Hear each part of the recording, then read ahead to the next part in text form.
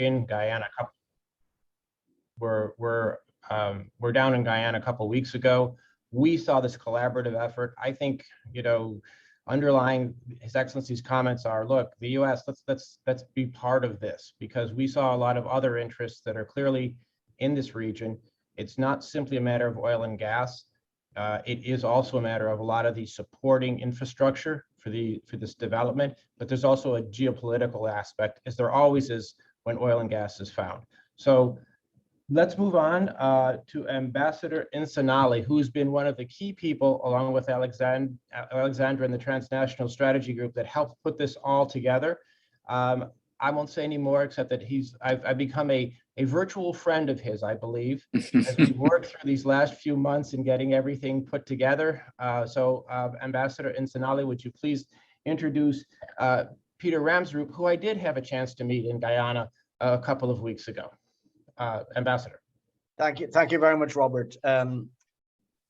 Please just allow me to say thank you to our colleagues at Columbia University Business School, the Transnational Strategy Group, and Greenberg Traurig for putting on this webinar and for assembling such a varied international audience. I think it's a great reflection of the huge interest in the Guyana-Suriname Basin, and as Foreign Minister Ramlin just pointed out, this is an area of growing geoeconomic and geostrategic importance, not just in the Americas, but for the whole world.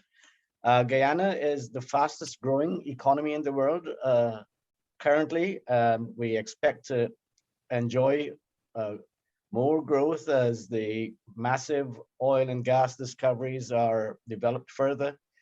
We are open for business, and to tell you more about how exactly these exciting new prospects can be developed in Guyana, I am honored and delighted to introduce our investment czar, Dr. Peter Ramsrup, who was appointed by His Excellency, Dr. Mohammed Irfan Ali, the President of Guyana, to lead our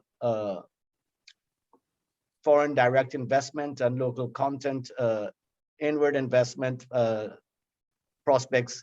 And he will be telling you in more precise detail how you can do business in Guyana. Dr. Ramsrup is a decorated U.S. Air Force veteran who saw service in the first Gulf War.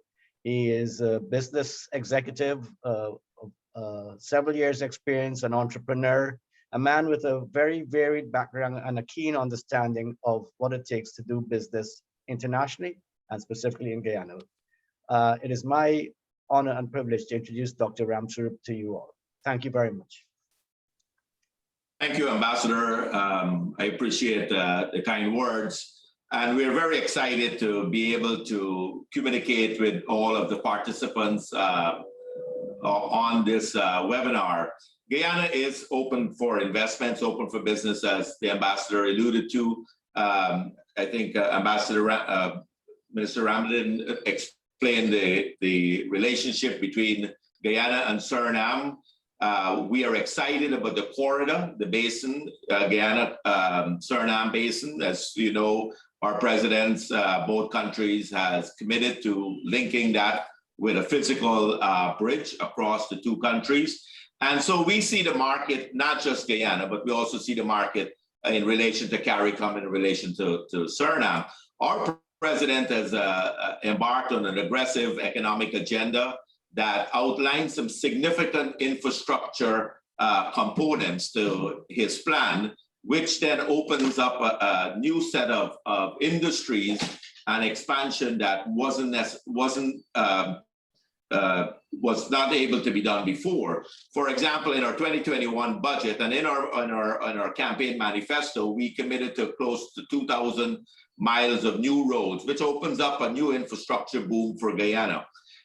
We've got about 8.4% of our 83,000 square miles of land that is cultivated right now for agriculture. We expect to move up to about 60% of that in the near future. So in the agriculture sector, I think is one of the next large sector that will be developed in Guyana. We know the oil and gas industry is booming.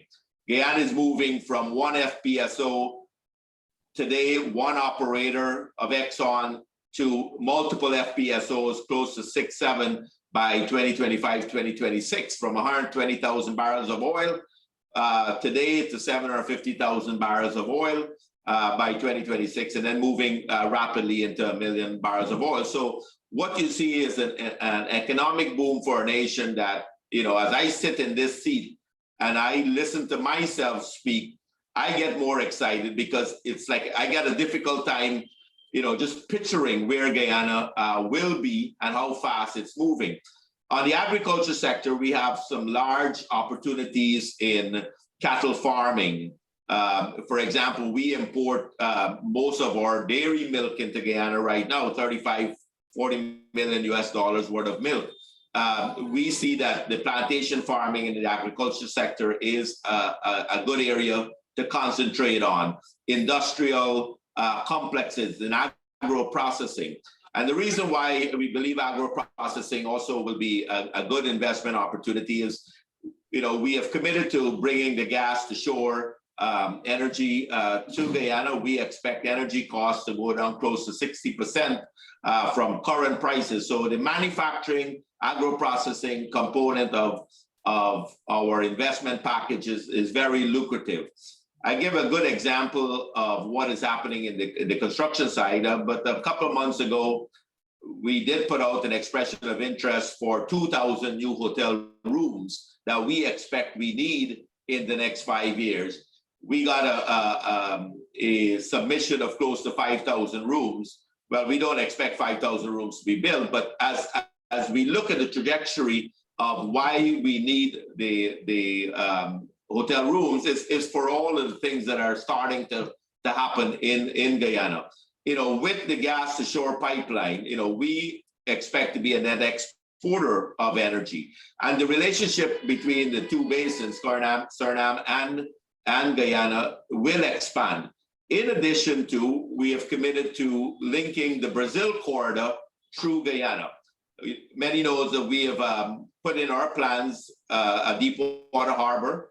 Right now, thousands of containers of trucks from northern Brazil goes to water, 72 hours. You turn those trucks around through Guyana, it's less than 24 hours. So we see that corridor between Brazil, Guyana, and Suriname in the infrastructure side of the Deepwater Harbor will be way to get the goods to market quicker and in a larger quantity. So the Deepwater Harbor is one of our infrastructure plan over the next few years that will be developed. And in addition to that, the road to Brazil through our border town of Lethem.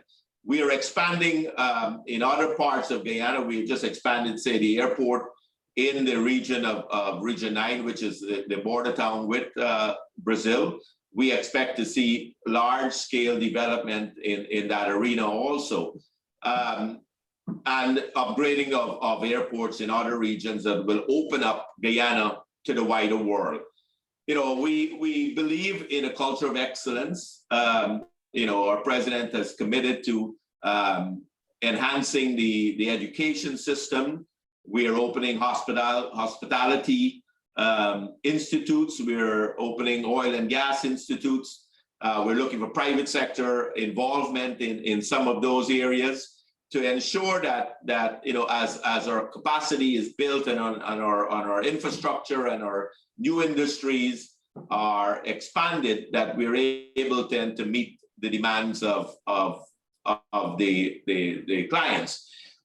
Modernizing our node industries is also one of our key factors. We have been very strong in rice and sugar and other agriculture products.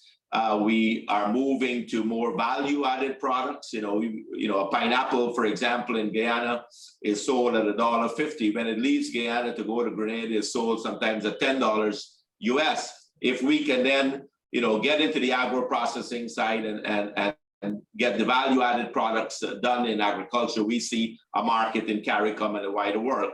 From an investment side, I believe that we have a very, very lucrative tax incentives for investors, both foreign and local, to come in. For example, you can repatriate all your profits. There are no taxation, double taxation treaties with many countries. There are bilateral treaties with with many countries that allow your products to move out of market at a very competitive rate. So Guyana is open for investments. There are a lot of other details that I can get into in our portal on Guyana, our Go Invest portal. We have outlined some of those incentives by industry. Tourism, for example, we were voted the #1 destination in the world in 2020 for ecotourism. COVID didn't give us a chance to experience that, but we believe post-COVID that Guyana ecotourism will expand. We are actually looking at incentives for medical tourism. The president has outlined an initiative to build an entire new city in Guyana. So as you study where we're at today, I let folks know the Wayne Gretzky, the hockey player slogan that says, you skate to where the puck is going to be. So as you study Guyana, you have today's data, but as you put the trajectory out the next few years, it's probably one of the most exciting investment destination in the world at 43% GDP growth in 2020 to close to 17% growth in 2021 projected by the IMF.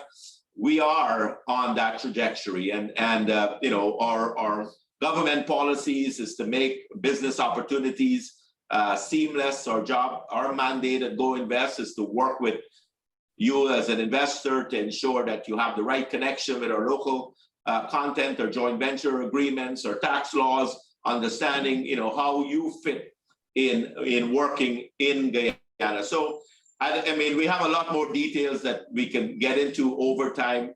Our job again is to help you through that process, seamless as possible. It's an exciting destination. We have a president with an aggressive economic agenda. He's putting it into place. Our 2021 budget, if you study that, will show that we're not only telling you what we're going to do, but we're actually doing it. And we're looking for private-public partnerships in many areas. A lot of the big initiatives, like the Deepwater Harbor, the Road to Brazil, shore bases, some of those are public-private partnerships. Some will be all will be open tenders on the large public projects. So, right now we have a tender out for bridging the Demerara River, which is a large high-span bridge, $200 million worth of work. So as you look at where you fit, both on the public and private sector side, I believe there are significant opportunities that come our way. Oil and gas is just an enabling factor. We're not concentrating that as our shore only industry. Guyana has been known for its 6 industries, the bauxite, the gold, and rice and sugar and other components. So we're building those up. We're making those industries more viable, sustainable over the long term. And as we put all the plans, an integrated plan in place, integrated energy solution with the natural gas, with the solar commitment and renewable energy of the Amalia Falls, we believe and know for sure that we are going to be competitive with the investment opportunities. And again, our office is here to help you make it happen. Thank you. Dr. Remsroop, thank you very much. I will say that when we visited, he spent quite a bit of time mapping out literally these new infrastructure transportation projects will have a huge impact on the entire basin. I like the idea that, as we're hearing, there's a lot of linkage in the basin. It's not just Guyana, it's also Suriname together. They see opportunities in northern Brazil. A lot of people who've learned anything about Guyana or about Suriname focus on the oil and gas. And in fact, there's just many, many other opportunities. The ecotourism, when you see the country, you're just going to be amazed if you haven't visited previously. And on the agricultural aspect of this, there's just a lot that can be done in a sustainable way. Really appreciate it, Dr. Remsroop, for taking the time. We did appreciate our visit with you. And now we're going to move along, keeping to schedule pretty much, to Michael Claps. Michael Claps is the vice president, and he is the global account key person for working with ExxonMobil, and obviously ExxonMobil's done a lot in this area. I've got a chance to chat with Michael yesterday along with my law partner, and really wanted him to talk about not just the opportunities, which we're hearing quite a bit about, but also some of the challenges he's actually experienced in his company, has worked through. And I will say this, Technip FMC is very committed. We visited their offices when we were down there, and they seem to be very committed to working with the local government and local population, to advance their interest and to advance the interest of the country. So, Michael, please go ahead. Thank you, Robert. Can you hear me? Yes, very clearly. And the slides are up? They're up. So thank you. Good afternoon, everybody. Pleasure to be here and speaking to this group. As Robert mentioned, I am Global Account VP for Technip FMC, and I mainly work with ExxonMobil.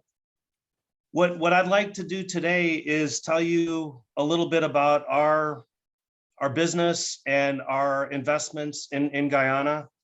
I've been involved in Guyana since 2015, since the very first discoveries of oil and gas by ExxonMobil. And I have a few slides. I'm going to try and go through the intro about our company quickly to stay within my time, because what I'd really like to do is tell you about our development of our Guyanese employees, which has been a huge success. We've hired many classes out of University of Guyana. We've partnered with the university, and those employees are now actively managing, part of our work scope in Guyana. So I'll just go through the introduction about our company. Then I'm going to talk about our business and our plans for Guyana.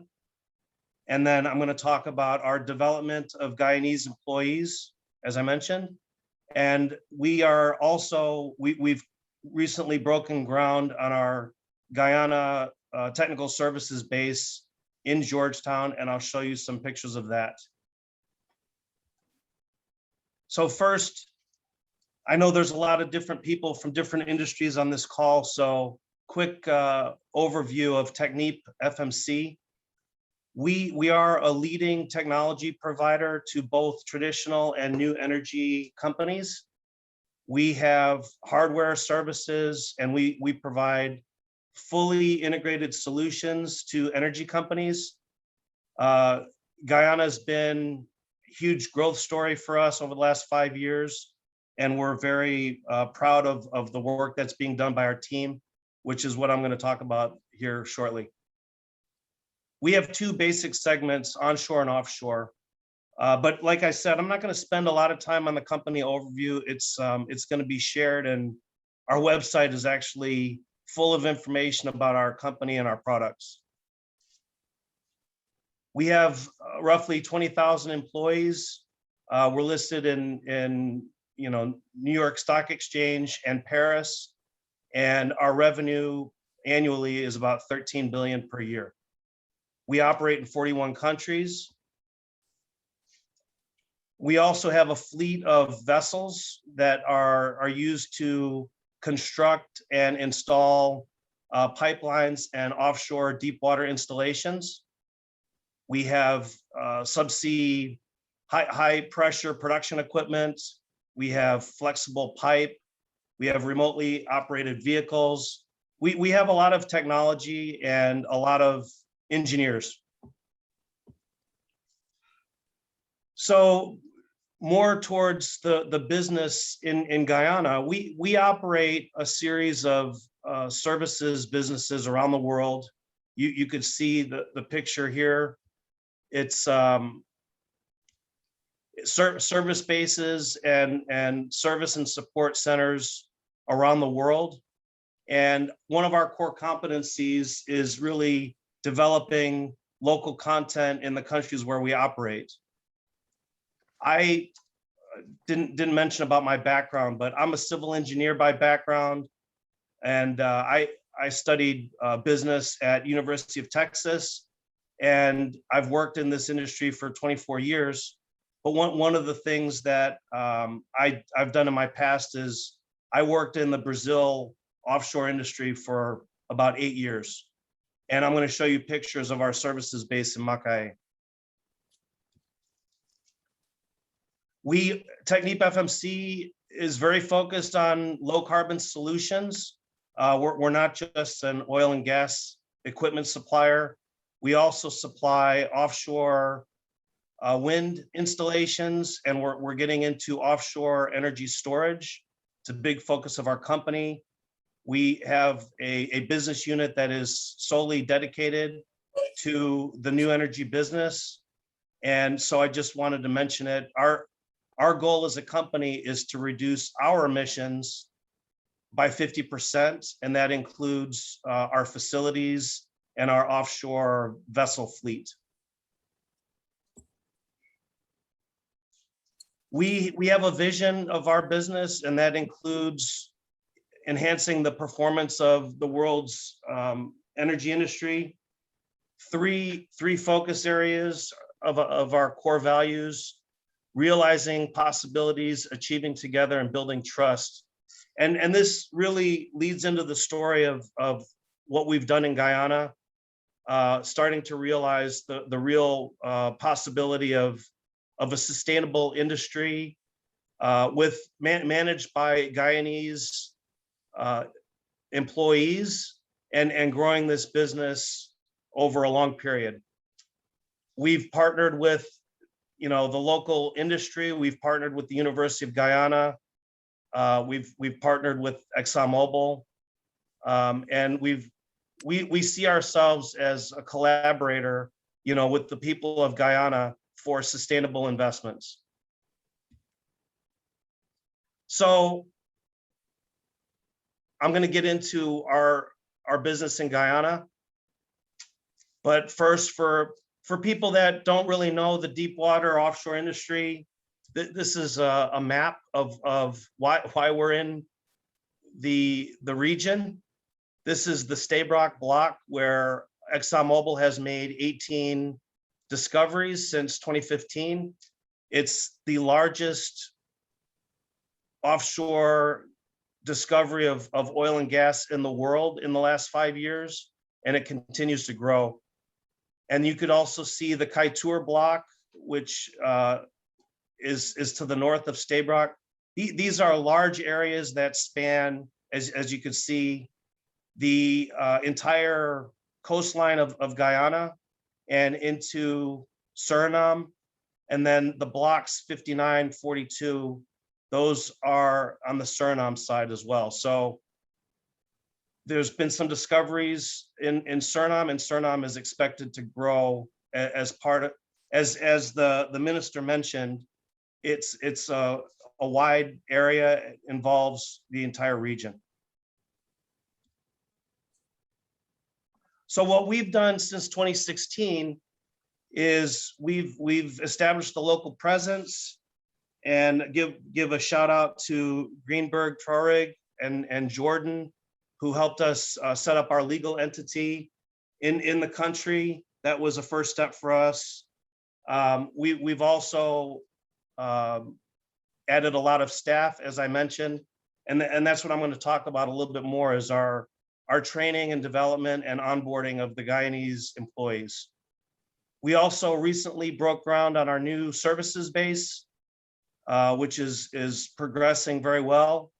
And currently we're supporting all of the offshore operations out of Trinidad, and that's expected to transition into Guyana at the beginning of next year. So we're doing a lot to establish local presence, build our capabilities, and be able to deliver local content sustainably. So the reason we jumped on this very, very early days is because of our experience worldwide. We operate the bases all over the world, but here I'm just showing Nigeria and Angola as examples. These are businesses. I think Nigeria is 15 years old. Angola is even longer in terms of history.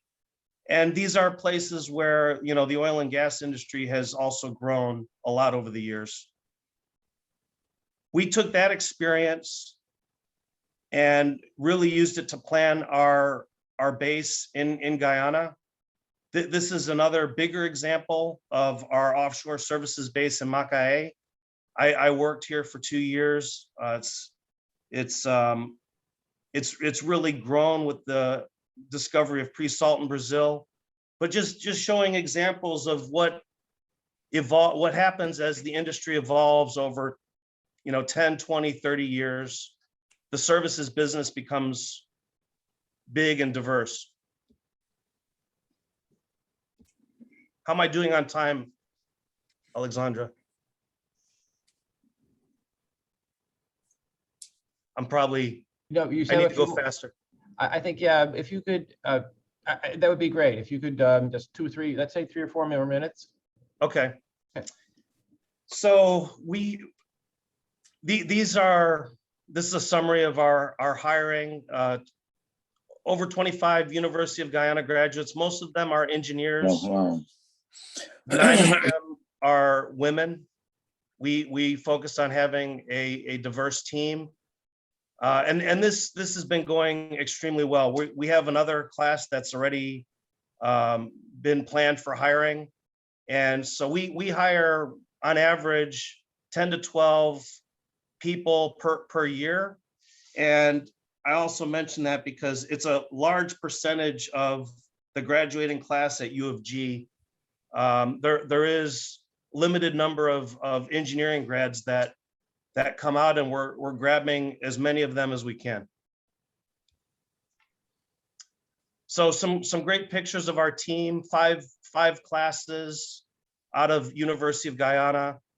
And then we put them through a 12-week training program in Houston and Rio de Janeiro and Macaé.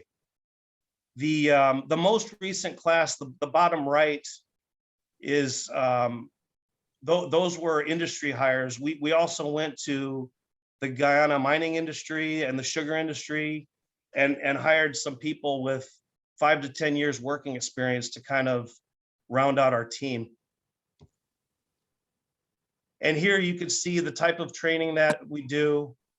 Johnny Hewitt is our base manager, and he's actually on this call. So recognize him and his team for really getting the ball moving. And you can see the pictures along the bottom. Those are our Guyanese technical services personnel training in Brazil. They also got to travel and see Brazil, some of the tourist spots in Brazil. So the net result of all this investment in people and training is a really great success story. And this is what I wanted to share with you guys today. We were faced with the pandemic starting last March, and it came right in the middle of our offshore installation campaign. And we are doing the testing and mobilization of a lot of our equipment in Trinidad. And travel to Trinidad was restricted during the pandemic. And so our team of Guyanese, which is about seven of our trainees and new hires, were able to keep this operation going without any work stoppages and with a 99.9% uptime rate and no safety incidents. So really paid off in terms of our development of the Guyanese employees. They kept us going through the pandemic. Great recognition for our team. These are some pictures of our equipment. This is a subsea Christmas tree being offloaded from Trinidad to Guyana. And you can see our very proud Guyanese service technician in front of the tree. That's what goes offshore. It gets run in the deep water of Guyana and helps to produce the flow of oil and gas on the seabed. I know it's a lot of information, but wanted to make it interesting. This is the first subsea Christmas tree that was received in Georgetown. It weighs about 100,000 pounds, so a lot of lifting and logistics. And these are the pictures of our base, which is under construction currently. Foundations are being poured, and we're very, very excited to establish this local presence in Georgetown. So I think that's the slides that I brought. It was very quick, but got through it. I'm happy to answer any questions. Michael, yeah, this is great. And as I say, we met with the team members down there, and it was impressive. I think a lot of companies may bring in, there is this issue, which we're going to talk about a little bit later, of local content and having enough talent available. But what you've done is your company's pushed to make this part of your business plan, to actually develop homegrown talent and utilize that talent, which I think is something you have to do in any new region you go into. You're clearly doing it. You're as they say, you being a Longhorn, you're walking the walk, and that's great. That's great to know. Next, and we're keeping pretty much on schedule. Next, we're going to go to Dana Marshall, who is the president of the Transnational Strategy Group. And aside from Alexandra Kennedy, Transnational and Ambassador Insanali, Dana and Ambassador Nolan, who'll be speaking next week, they were instrumental, again, putting this all together, did a lot of calls, a lot of follow-up, and we really, really do thank Dana and his group for helping make this happen. Dana, I'm going to turn it over to you. Thanks very much, Robert, and good afternoon or good evening, no matter where you are in the world. I'm Dana Marshall, president and founder of Transnational Strategy Group. We are an international business and government affairs consultancy based in Washington, with offices in key business capitals. We're very pleased to partner with Greenberg Traurig and the Columbia University Business School Alumni Association in organizing today's and next Wednesday's webinars. But most importantly, we are very excited about the bright future of Guyana and Suriname.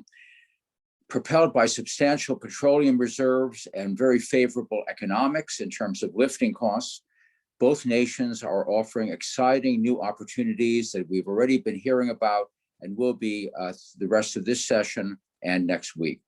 So it's no wonder that businesses around the world have taken notice, begun to actively explore projects, and to invest. I'm pleased to introduce two speakers from our firm who are leading our business consultancy efforts in each of the two nations. Edwin Nolan, immediate past United States ambassador to Suriname, is our senior advisor for that nation. While ambassador, Ned worked closely with American energy and resource companies, helped bring Suriname into the Extractive Industries Transparency Initiative, and promoted U.S. trade and investment. Prior to his assignment as America's chief diplomatic representative in Paramaribo, he was deputy ambassador at the U.S. Embassy in The Hague and held other positions in the Department of State and at several United States embassies abroad. Ned will be speaking during the second session of this webinar next week. But you'll next hear from Dr. Mark Bino, our business advisor for Guyana. Mark was the inaugural director of Guyana's Department of Energy. He oversaw investments of over $20 billion that led to the transformative and historic production of first oil in December 2019. He also served as executive director of Guyana's Private Sector Commission, providing guidance to firms in the manufacturing, banking, insurance, and other sectors. Prior to his government service, Mark worked at the Caribbean Community Climate Change Center, where he was active in project development and financing. He holds a doctorate and master's degrees in resource and trade economics and is widely published in those areas, as well as on sustainable economic development. He is based in Georgetown, Guyana, and will be speaking to us next. Mark? Good afternoon, everyone, and thank you for the introduction, Dana. Colleagues, I already apologize for the possibility of linkages between my presentation and what Dr. Ramsarup would have mentioned, but it demonstrates that wise minds think alike. I know many of us can finish that statement. As Dana indicated, I am the business advisor for Transnational Strategy Group in Guyana, and it is indeed a pleasure to be serving my country and being invited to offer a few comments on the current business environment and opportunities in Guyana. As Dr. Ramsarup would have outlined, government's vision for the country. I am here to support that vision, to support some of the points that were made, and to point to some additional issues or areas for potential concentration. To his remarks, I would just like to add the following few pointers that may be pertinent to those seeking opportunities in Guyana. From a governance and legal framework standpoint, the economy of Guyana is pretty liberal, with business services, communication services, financial services, tourism and travel related services, security and surveillance services, and transportation services being liberalized, providing inter alia the opportunities for foreign service suppliers to establish, operate, or expand a commercial presence in Guyana, such as branch, agency, or wholly owned subsidiary. The country is also extremely supportive of joint ventures, and the framework that is established allows for that to occur.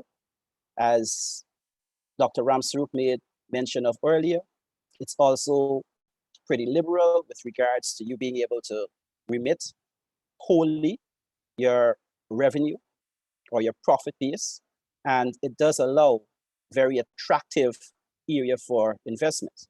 To provide a context, Guyana is 83,000 square miles, but as Minister Ramdin made mention, we have less than 1 million in population. Extracting from that, you have to subtract the aged and the very young. So there are some potential capacity constraints with regards to human resources, but there are also many, many attractive features, inclusive of the fact that it is an English-speaking country, and many of our potential investors come with that as an understanding. The population is pretty literate and numerate and functionally adept in terms of being able to operate in the various sectors in which they may be called upon. I think the presentation just now by Technip FMC demonstrated that even in the COVID period, they were able to continue the operations going. The country also offers a competitive wage package so that it allows those who are seeing Guyana as a potential destination, that it is capable of being able to do that and still remain competitive. It has a very liberalized exchange rate regime, substantial liquidity, and an improving business climate. Guyana has historically been a primary producer, concentrating on the exploration and exportation of a few products in commercial quantities, such as rice, sugar, bauxite, gold, diamonds, seabob, and timber. However, it remained a net importer of fossil and marketing of energy at approximately 31 cents per kilowatt hour, which meant that value addition was extremely limited and uncompetitive. With the massive offshore discovery of more than 9 billion barrels of recoverable oil equivalents and the burgeoning oil and gas sector, Guyana is well positioned to invest in economic and social advancement beyond anything we have seen to date. It also allows for greater value addition. The country is projected to grow by above 40% for the next 10 years, at a minimum, with oil and gas forming the catalyst for this to occur. It is expected that energy from the associated gas in the various oil field finds can be produced for commercial usage at about 5 US cents per kilowatt hour.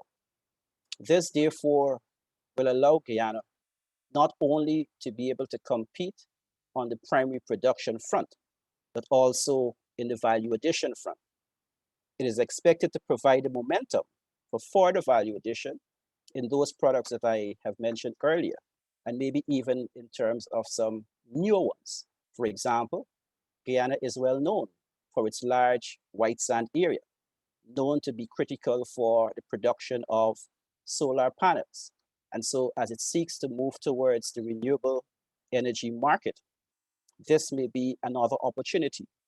At the same time, it is the same silica that is used in the ablution areas, such as the production of toilets and sinks and bowls, wash bowls. So these are all potential areas that may now become even more attractive in the bauxite industry. It gives us an opportunity to move towards smelting and therefore being able to convert that into aluminium. This is therefore not a pipe dream anymore, but really opportunities that we may see occurring in the not too distant future. Dr. Ramsarup has outlined government's vision, and I am here to identify that there are opportunities that we can also exploit beyond that. The objective here is to demonstrate that there are synergies in terms of where Guyana sees itself as going, similar to what Minister Ramdin outlined in the case of Suriname. But we are not in any way enamored or blinkered by our oil and gas discoveries. Guyana is positioned in a very unique area. As was mentioned earlier, it was voted the #1 destination for ecotourism in 2020 and continues to offer immense opportunities for city-based and ecotourism. The country has a rich history and quite a story to tell given its checkered background, being occupied by various colonial powers at different times in its history. And I do believe as more persons begin to take interest in what Guyana has to offer, there is a massive opportunity for more to be learned about the country and for various investment areas to be exploited. Potential opportunities in Guyana will include, for example, within the oil and gas sectors we've already heard, such as shore bases.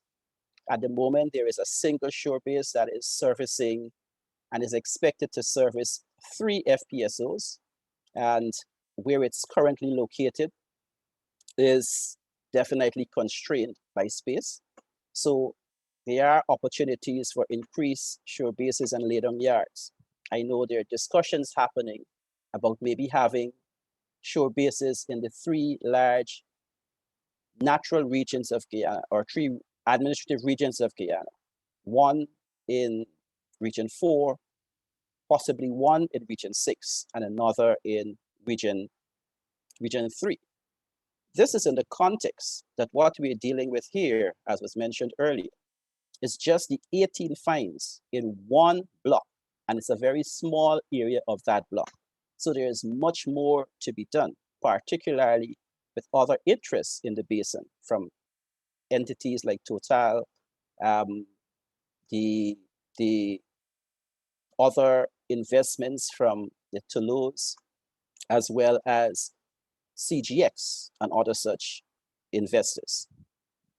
There is also opportunity for supply services, because I think we all are fully aware of the demands required to service a single FPSO and the space requirement to make this happen.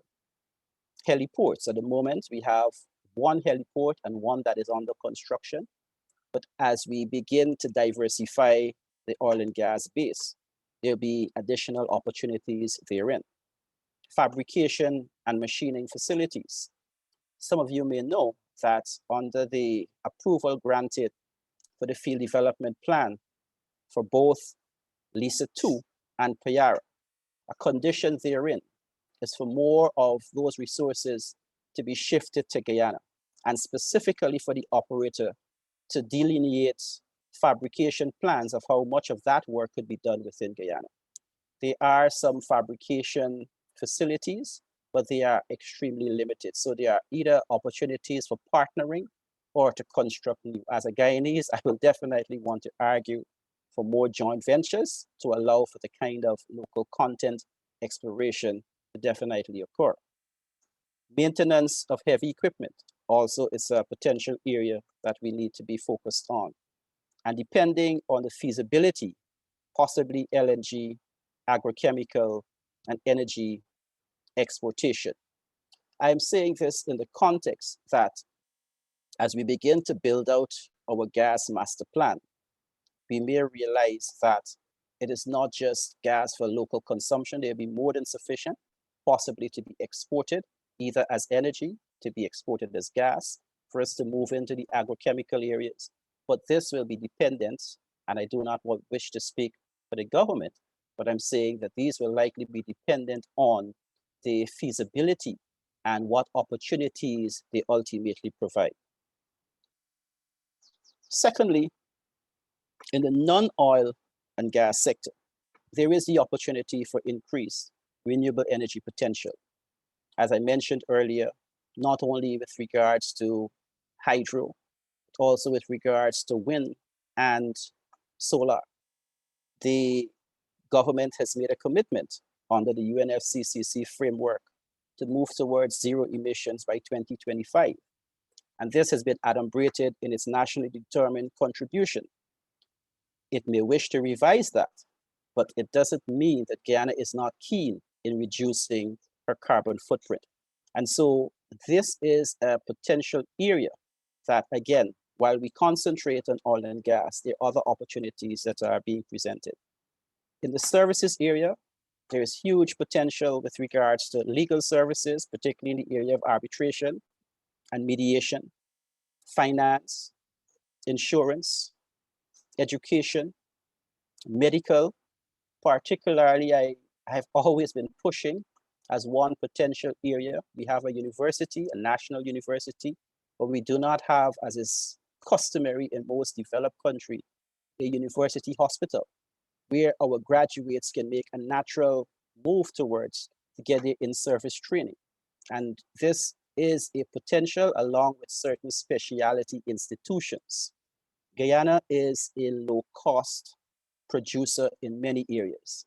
Our exchange rate makes us an extremely attractive place. You have persons coming as far away as Nigeria and Ghana to do medical studies right here in Guyana, as well as legal services. So it's an important area in which we have some pretty good firms already established that potential investors may wish to explore the potential or the possibility of partnering with. The hospitality and tourism sector, Guyana is currently challenged to host two significant events at the same time. And so, as Dr. Ramsarup mentioned, there was expression of interest for increased rooms in Georgetown. I remember when we were hosting GPEX, we have a major cricketing event called the CPL, the Caribbean Premier League.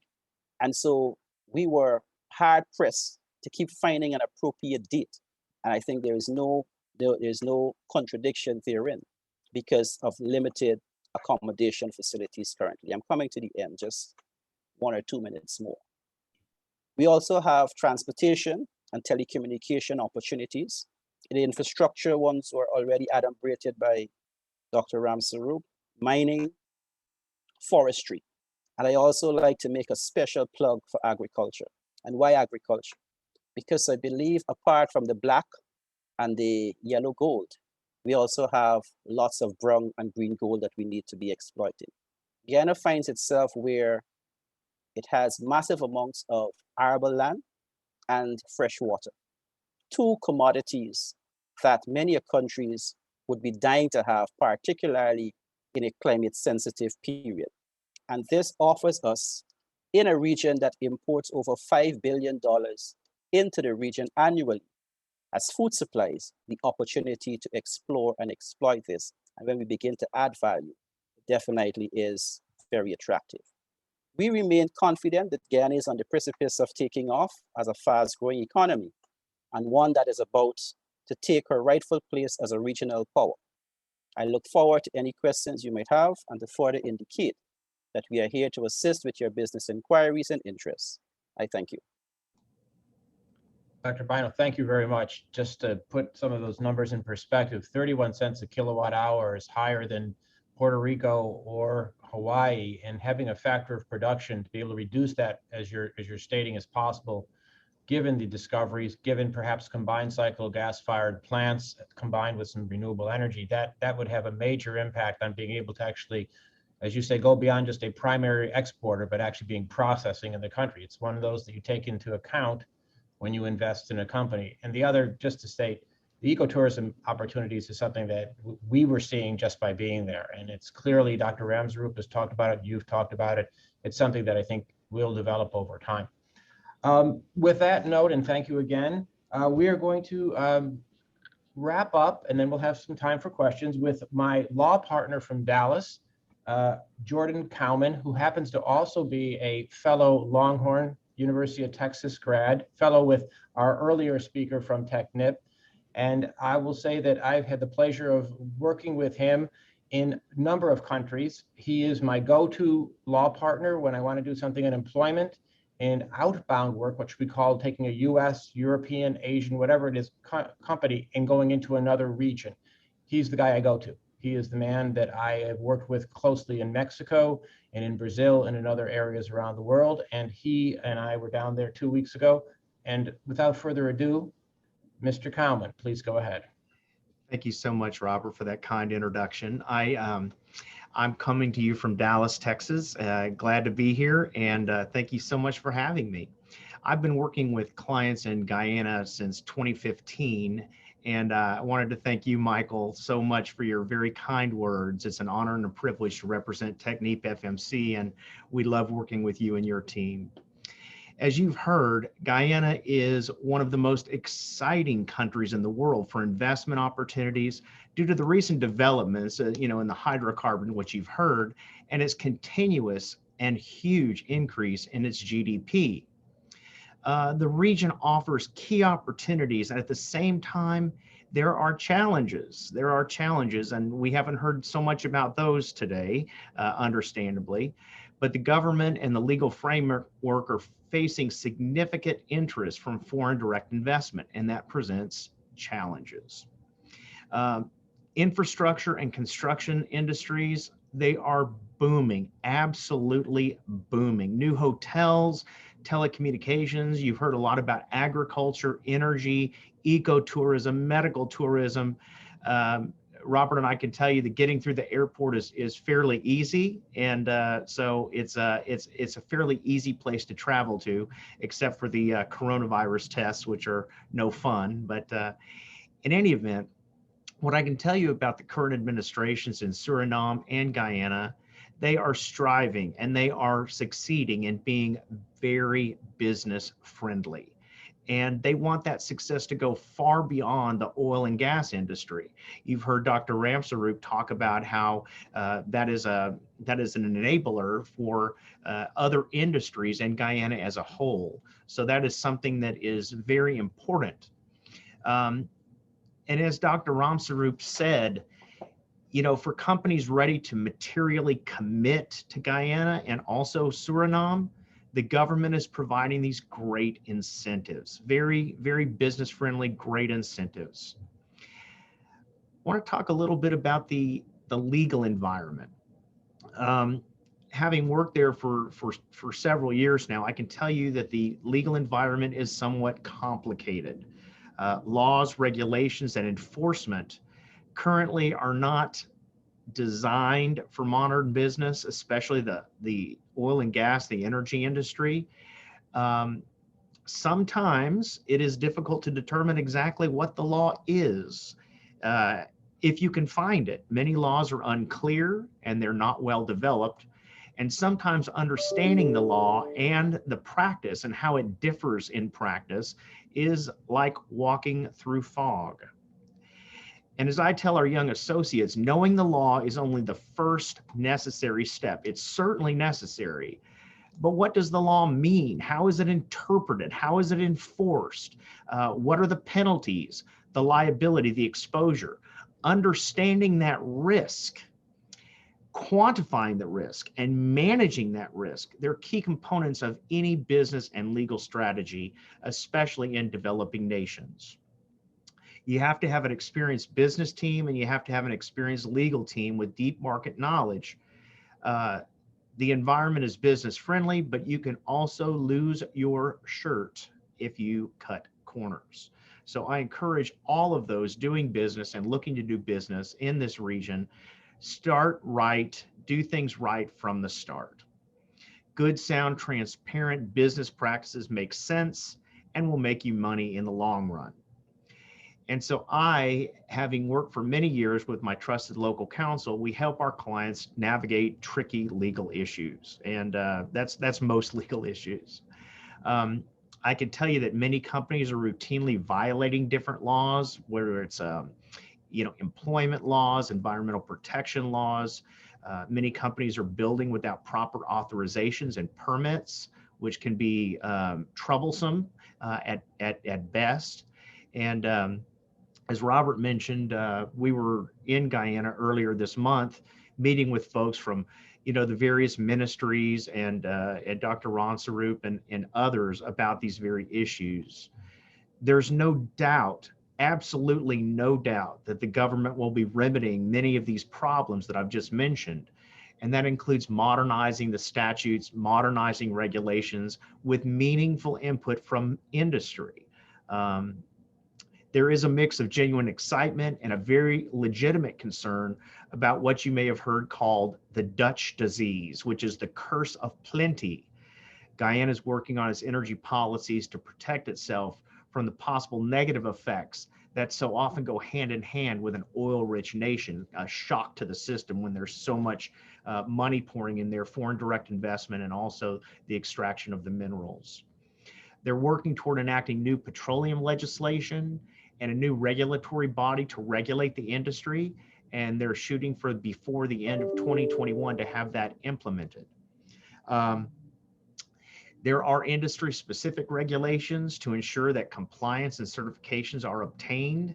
That's something that you need to look at, whether you're doing business there or looking to do business there. With respect to the legal environment, you need to understand the government's enforcement agenda. The government's enforcement agenda, I repeated it for emphasis, and how that enforcement agenda is changing, and it is changing.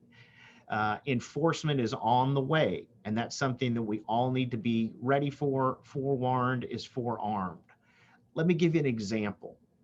Local content. You've heard so much about local content from our various speakers. There's a tremendous focus on local content and capacity building. Guyana, they want companies to invest in the country. They want to develop the local infrastructure and workforce. And Michael Claps from Technique FMC did a great job of describing his company's commitment to local content. A variety of local content policies have been drafted, and you can find them on the web. There's a first, second, and subsequent drafts, but nothing has been enacted by Parliament. But the thing is, it's not a matter of if these things will be enacted into legislation, but it's when they will be enacted. Local content legislation will be enacted. And right now, there is no enforcement mechanism or formal monitoring mechanism, but it's coming. And that's why I tell my clients that it's very important to get in front of the curve, get ahead of the curve, especially as monitoring, evaluation, incentives, and penalties come into effect. As Dr. Romsarup said, smart companies are skating to where the puck is going, right? You've heard that so often, and that really is true.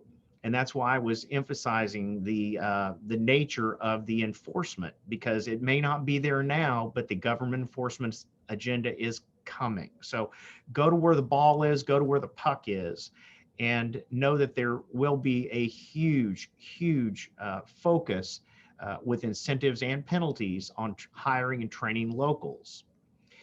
Companies are using local suppliers when necessary, or where possible rather, and building out their operations with that goal in mind. In other words, let's use locals, content, manufacturing, labor force, all that, when possible and where possible.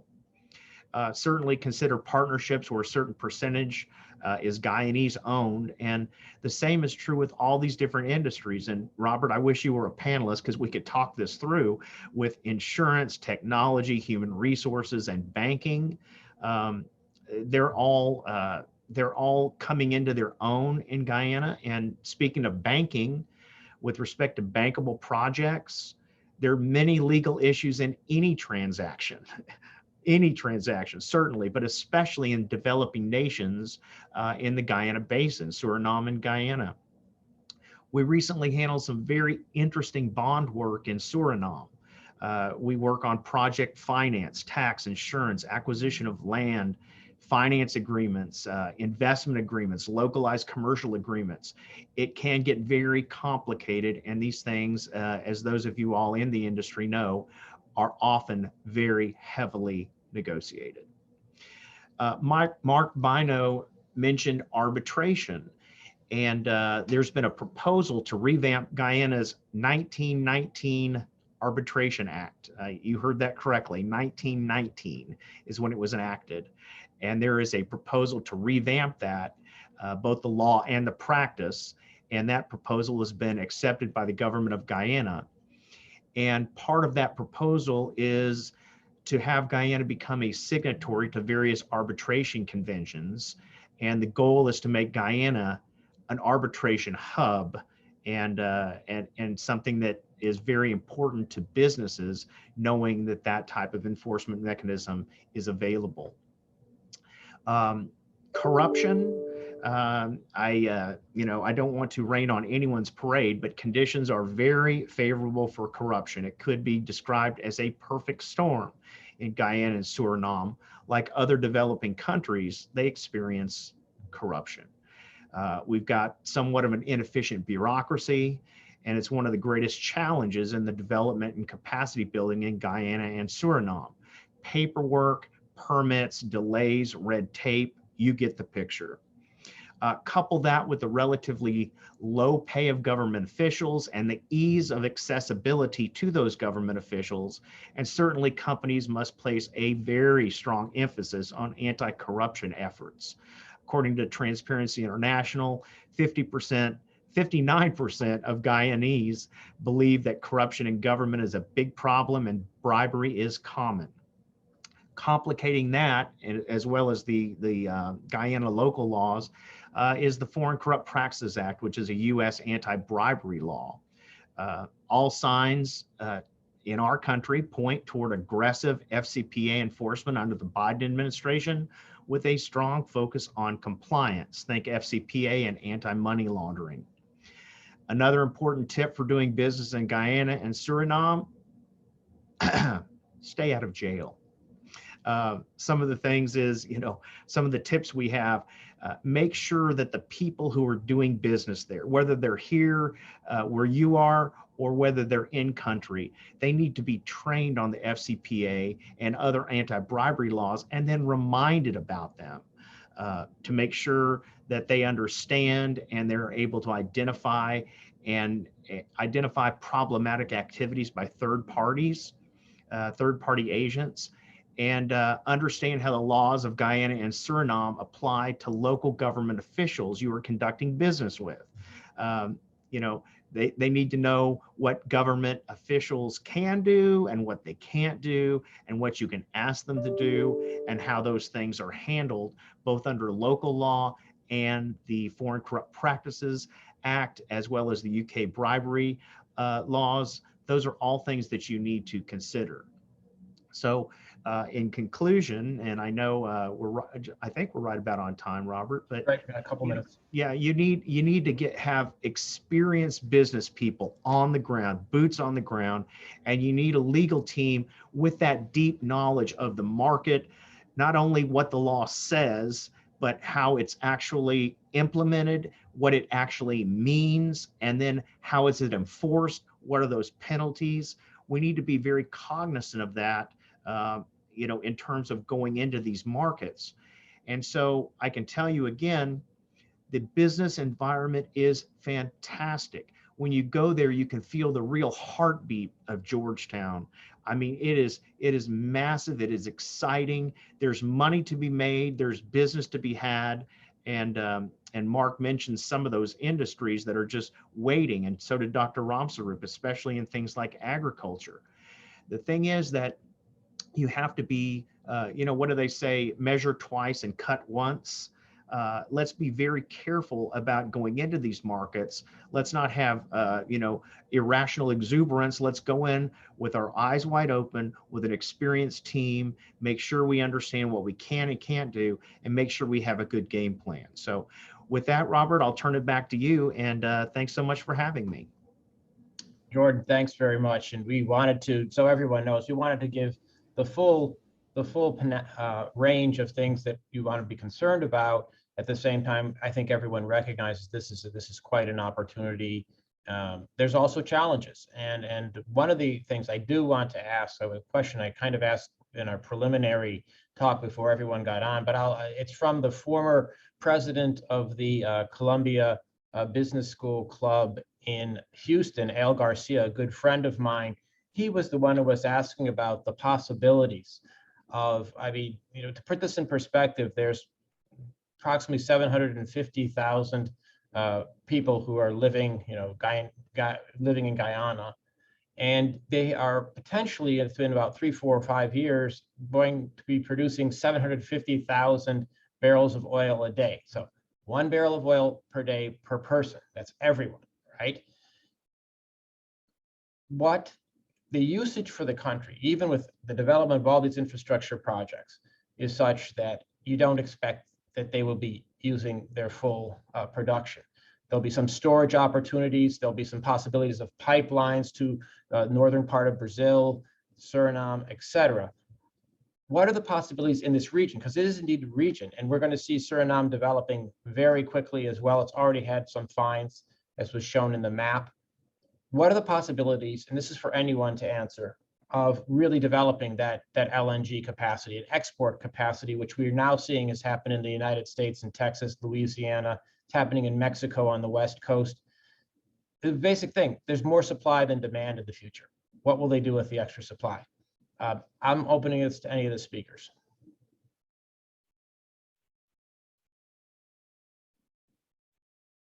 Mark Bino, Dr. Bino, would you like to answer that one?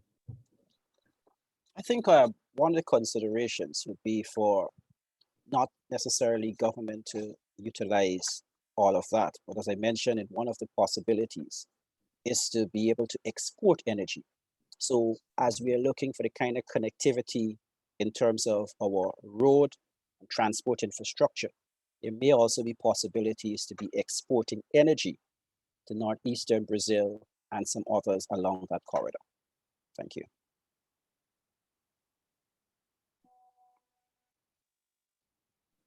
If I may also just finish that point, sorry, is the fact that the feasibility analyses are likely to determine government's trajectory. There are other possibilities where the gas is concerned. Those will be driven, I guess, by the economics. They'll be driven by the markets, and maybe in some places even move towards induced demand. So there are different opportunities there. Thank you. Thank you. Ambassador Nolan will be speaking next week, but he's raised his hand, so I'd like him to, if you can address my question, please do that. Just very briefly, because I know we're getting near the end of the time.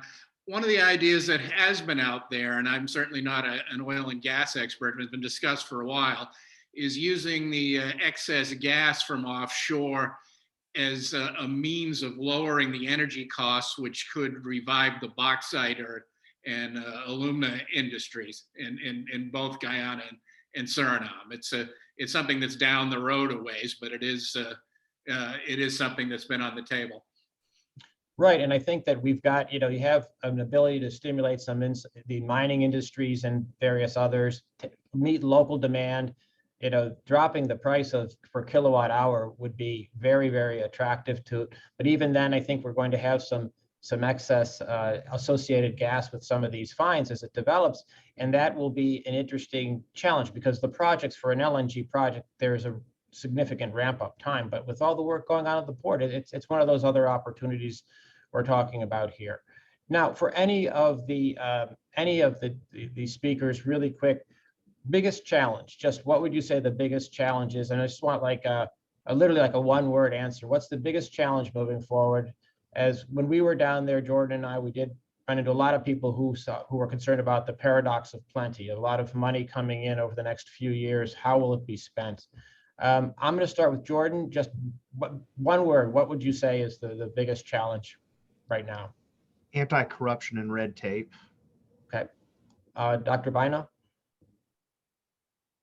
I'd say capacity. Do we have, I'm not sure if I'm not seeing the entire screen right now, so I'm not sure if we have our other speakers on there at this point. Alexandra, do you know? Dr. Ramsaroop? Here, Robert. Oh, Michael, please, what would you say in one word or two words, biggest challenge over the next few years for both these countries? Shortage of technical labor. That's the local content issue, trying to meet the local content requirements which are being developed. At the same time, you need to bring in certain skilled talent beyond even what you're doing with University of Guyana. Okay. Yes, it's technical talent and also technical capability within, like welders, for example, very, very skilled, specialized labor. Okay. I mean, we've seen this happen around the world. We've seen it happen with shale oil and gas in the United States. There was a period of time in Australia when they were building out their infrastructure in the energy industry where welders were making $500,000 a year. That's one of the themes that we wanted to convey to you was this is not all about oil and gas. This is about all the offshoots from it and the other parts that can develop from this as I think someone said, a catalyst for the development of these two countries and the region itself. Yeah. Robert, if I may, just quickly, I also want to make a plug, not just for the technical capacity, but capacity on the whole, because it's important that even those who have to approve certain projects and certain documents, that they have that understanding. So it's a complete enhancement capability that we're looking at. Thanks.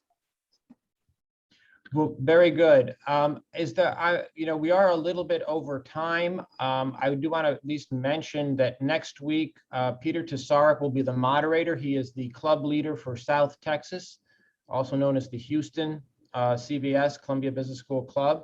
We've got an excellent lineup, and we're probably going to have one additional speaker. I'm hoping from the environmental agencies in Guyana. I have to confirm that yet. But I think that's part of it. Permitting is key to any of this type of infrastructure development, and we want to hear a lot about what's going on there.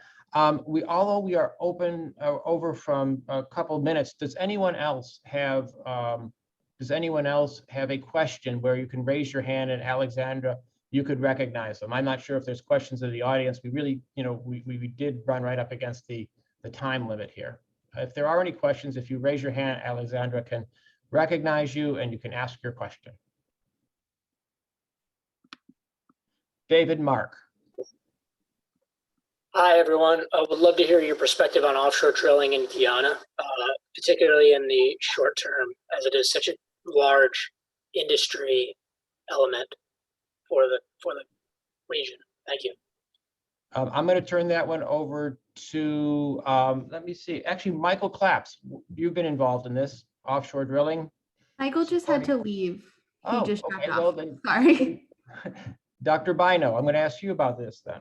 I have my own perspective, but Dr. Bino. Sorry, I didn't get the question. David, again, please. Sorry. Just interested in your perspective on offshore drilling in the region. Thank you.